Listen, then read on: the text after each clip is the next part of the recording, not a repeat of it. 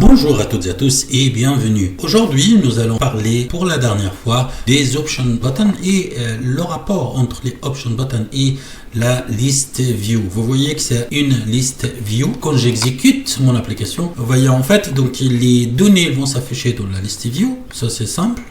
Quand je clique dessus, sur une ligne, et les données de la ligne s'affichent directement dans les text box respectivement, et la sélection se fait également dans les option buttons. Quand je clique sur une autre ligne, vous voyez ça change toujours, ça change, et puis aussi la sélection. Donc j'ai réussi à synchroniser l'affichage, l'extraction des données entre la list view pour s'afficher dans le text box et aussi dans les option buttons pour que la sélection se fasse sans aucun souci, en fait, en fonction de ces deux colonnes des données qui se trouvent dans la list view. Comment j'ai fait ça?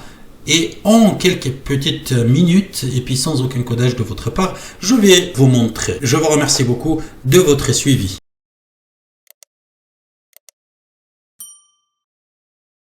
Maintenant, en fait, si je démarre mon application, vous voyez, il n'y a rien de tout qui se passe. Par contre, les boutons là, ils sont fonctionnels. On a vu ça dans les vidéos précédentes.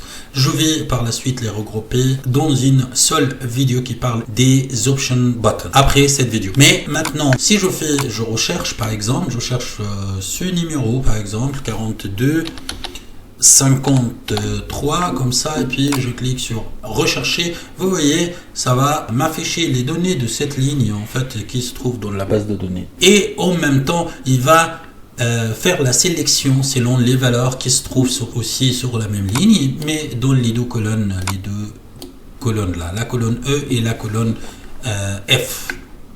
Nous avons fait ça ensemble. Si vous ne savez pas de quoi on parle, regardez les vidéos précédentes concernant Option Button. Maintenant, ce que je veux faire, en fait, une fois que je démarre mon application, je veux que les données de la base de données ou la base de données s'affichent dans ma liste view. Et c'est très simple, je vais simplement aller dans vbawriter.ch, donc vbawriter.ch, le générateur de code que nous avons conçu pour vous simplifier la vie dans le codage. Vous n'avez plus besoin de connaître la programmation qui est difficile pour certains pour concevoir votre application sur mesure. Comme je travaille dans un user form, ça c'est en fait c'est un user form ici. Je vais sélectionner simplement user form, et puis comme je parle d'une list view, je vais sélectionner simplement list view. Pour ceux qui nous regardent pour la première fois, donc il s'agit des options listées comme ça en fait avec des codes là. Vous remplissez ces cases selon votre application ou des données de votre application. Ensuite, vous cliquez sur obtenir le code. Immédiatement, votre code va s'afficher dans ce cadre-là. Vous cliquez sur copier le code. Votre code va se copier automatiquement. Vous pouvez le coller dans votre application et ça va fonctionner. En l'occurrence, je souhaiterais afficher les données dans la liste box, dans la liste view. Excusez-moi, dans la liste view. Je vais juste remplir ces cases.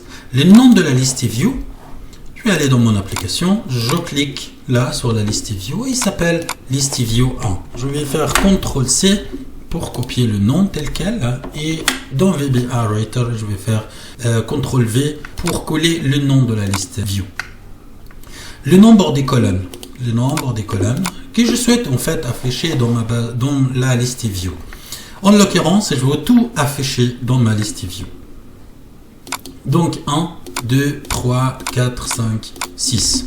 6 colonnes. Je vais noter ici 6. Le nom de la base de données. Dans mon application, la base de données, le nom c'est ici. Elle s'appelle base données. Double-clic comme ça. Sélectionner CTRL-C. Et puis, je vais faire CTRL-V pour noter le nom. Le numéro de la première colonne dans la base de données. Le numéro de la première colonne, ma base de données, c'est ça en fait, c'est la colonne numéro 1. Si vous voulez afficher uniquement à partir de la B ou la C, ce sera deuxième, numéro 2 ou numéro 3, c'est comme vous voulez. En l'occurrence, moi je souhaite afficher toute la base de données dans la liste view. Donc c'est numéro 1. Et puis le numéro de la première ligne aussi. Dans ma liste view, si je souhaite afficher aussi les en-têtes, ce que je vais faire, je peux commencer par numéro 1 ou sinon, je peux juste afficher depuis le numéro 2. En fait, la deuxième ligne. Pour moi, je vais tout afficher. Je veux que les en-têtes soient figées, visibles dans ma liste view. Donc simplement, ce sera à partir de 1. Là, en fait, j'ai toutes les cases remplies. Je vais cliquer sur obtenir le code. Mon code s'affiche directement. Je vais faire copier le code. Cliquer sur copier le code. Mon code est copié maintenant automatiquement. Je vais aller dans mon application. En dessous de la dernière fonction, je vais juste faire CTRL-V comme ça pour coller la nouvelle fonction. Je vais sélectionner le nom de la fonction comme ça. CTRL-C. Je vais enregistrer, double-cliquer sur mon application et je me pose la question. Comme ça, je veux que les données s'affichent dans la liste view. Évidemment, c'est au démarrage de l'application. Démarrage de l'application, c'est-à-dire en fait user form initialize. Ici, user form et clique. Non, je veux user form. Ici, vous voyez la user form. Et dans le deuxième colonne, je vais choisir initialize. Comme ça. Et là, je n'ai plus besoin. Et simplement, je vais appeler le nom de la fonction, donc equal, et puis le nom de la fonction. Comme ça, je vais appeler cette fonction au démarrage de l'application. Je vais enregistrer, et puis maintenant, je vais exécuter. Vous voyez, maintenant, j'ai la base de données qui s'affiche, sans aucun problème. Maintenant, quand je clique sur une ligne, je veux extraire les données de cette ligne, ici, en fait, dans les textbox, et aussi dans les option buttons par groupe. Tout d'abord, je vais le faire afficher dans les textbox, ces textbox, pour les 4 premières colonnes. Et aussi, je vais continuer avec user form, list view, et puis maintenant, mon option, c'est extraire les données de la list view vers les textbox. Je vais faire la même chose, je vais le nom de listbox, donc toujours c'est listbox 1, mais comme nous travaillons de manière systématique, je vais importer ça depuis mon application. Donc là, CTRL-C, c'est list view 1. Maintenant, les textbox que je dois mettre dans l'ordre, ils sont là. Ça, c'est textbox 1, et ça correspond à la première colonne dans ma base de données. Ici, et puis ensuite nom, prénom, âge, etc. Donc textbox 1, et le deuxième dans l'ordre c'est le nom, textbox 2, ensuite textbox 3, ensuite textbox 4.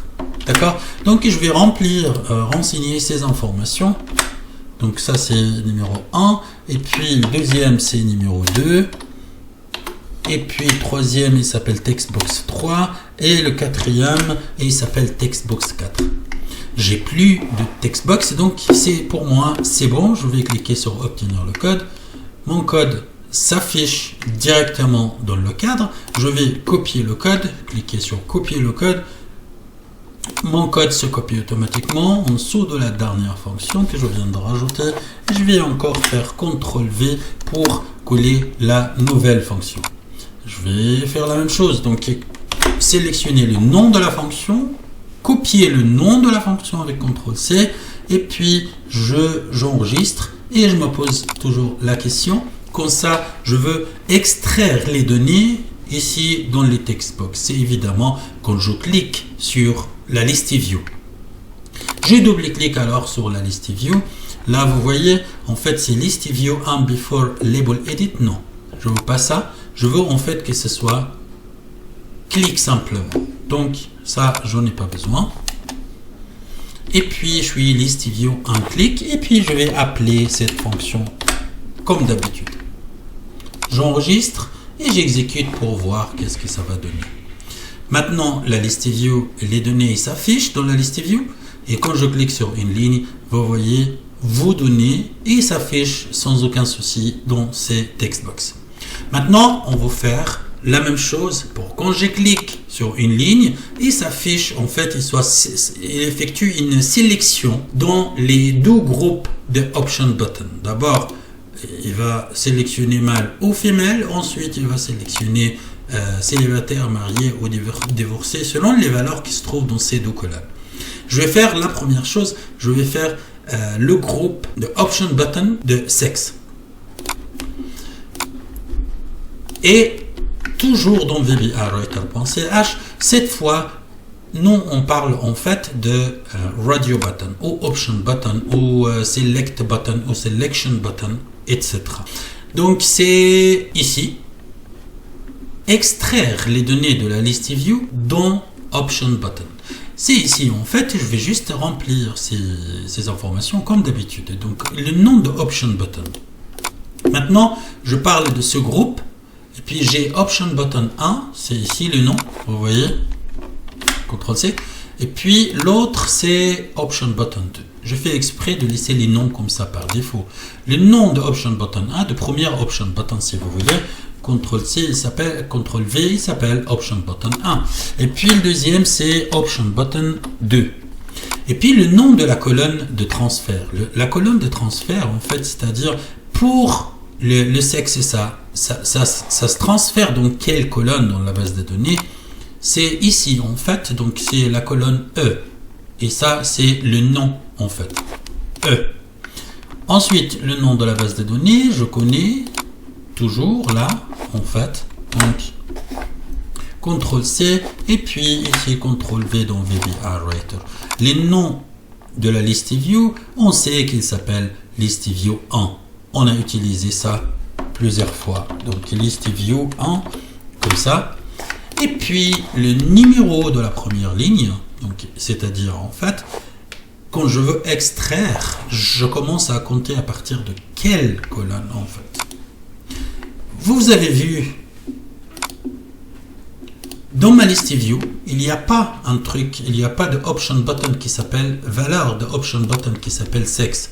Moi, j'ai femelle et mâle. Donc, je vais commencer, en fait, je ne vais pas inclure la première ligne dans mes recherches, dans mon code d'extraction. Donc, je vais commencer avec la deuxième ligne. Donc, ici, la première ligne, ce sera 2. Et puis, le nom de option button 3, la troisième option button, moi, j'en ai pas, parce que ce groupe-là contient uniquement 2. Mais par la suite, on va voir pour le deuxième groupe, parce qu'il y a 3 option buttons et je fais exprès de les intégrer de cette façon. Comme ça, on aborde les deux sujets. Une fois que tout est rempli, je vais cliquer sur obtenir le code. Votre code s'affiche comme d'habitude, sans aucun problème. Copier le code, je vais dans mon application et double-clic n'importe où. Et en dessous de la dernière fonction, je vais coller la nouvelle. CTRL-V. Je vais copier le nom de la fonction, comme d'habitude. Comme ça, CTRL-C. Et puis, je me pose toujours la question, comme ça, je veux extraire les données depuis la liste view vers les option buttons. Évidemment, c'est en cliquant sur la liste view. Cette fois, vous voyez, c'est ici, en fait, quand ça clignote, donc on clique. Je vais faire call, la même chose, et puis le nom de la fonction. J'enregistre et puis j'exécute. Et puis, regardez, quand je clique sur quelque chose, en fait sur une ligne, vous voyez, cette colonne est sélectionnée déjà, donc je vois mâle. Et puis, je vais un peu plus bas. Vous voyez, il y a toujours mâle. Là, ça a changé. Et là, mâle encore. Là, c'est mâle encore. Là, c'est mâle encore. Là, c'est femelle. Vous voyez donc que la sélection se fait sans aucun souci et puis de manière très fluide. Je vais faire la même chose pour le groupe suivant de option button qui contient les valeurs célibataires, mariés et divorcés. Je vais faire la même chose, je vais aller dans VBAwriter.ch. C'est le même en fait, donc c'est le même la même option, donc avec le même. Vous voyez le nom de premier option button ou de première option button, c'est ici. Dans ce groupe là, en fait, option button, le premier il s'appelle option button 3, le deuxième il s'appelle Option Button 4. Et puis troisième, il s'appelle Option Button 5. Son nom. Donc ici, il y a Option Button 5. Ça, c'est le troisième. Ici, on a dit que c'était Option Button 3. Et puis le deuxième, c'est Option Button 4. Et puis la colonne de transfert, on sait que maintenant, en fait, c'est ça, la colonne qui concerne ces valeurs, ou ce groupe de Option Button, c'est la colonne F. Je vais changer ça pour F. Et puis le nom de la base de données, c'est toujours la base de données, la même chose. Et puis le nom de la liste view, toujours la liste view. Et puis quand je commence toujours avec la deuxième ligne. Donc maintenant mon code est affiché, mes cases ils sont remplies, donc je vais cliquer sur obtenir le code. Le code s'affiche et faites attention à quelque chose, je vais cliquer sur copier le code se copie automatiquement. Je vais aller dans mon application et en dessous de la dernière fonction que je viens de rajouter, je vais encore CTRL-V pour rajouter la nouvelle fonction. Vous voyez en fait que les deux fonctions ici s'appellent à l'identique, ils s'appellent la même chose. Je vais mettre une distinction sur cette fonction, la deuxième par exemple, je vais faire underscore en. Donc j'ai cette fonction et j'ai cette fonction underscore en.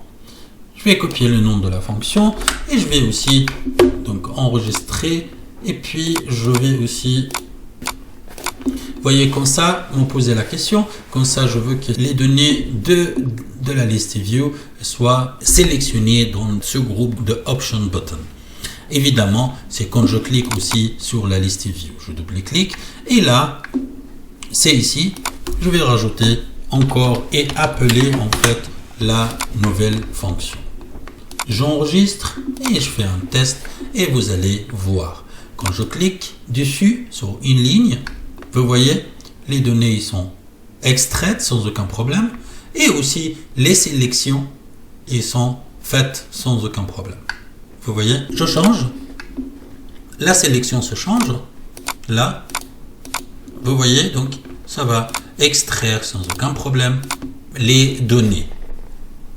Jusqu'à là, notre vidéo est terminée. Si vous n'êtes pas encore abonné à notre chaîne YouTube, n'hésitez pas à le faire, c'est le moment. Si vous avez pris une inscription payante, nous vous remercions beaucoup de votre soutien. Avec votre soutien, vous bénéficiez de pas mal d'avantages en fait réservés aux membres et en même temps, c'est une façon pour permettre à vbrwriter.ch, notre association, d'assumer ses frais par elle-même et permettre à vbrwriter.ch, le générateur de code, de rester toujours gratuit et accessible et disponible pour tous et valable et accessible gratuitement pour tous. Je vous remercie beaucoup de votre suivi et puis je vous dis à toutes et à tous à très bientôt et au revoir.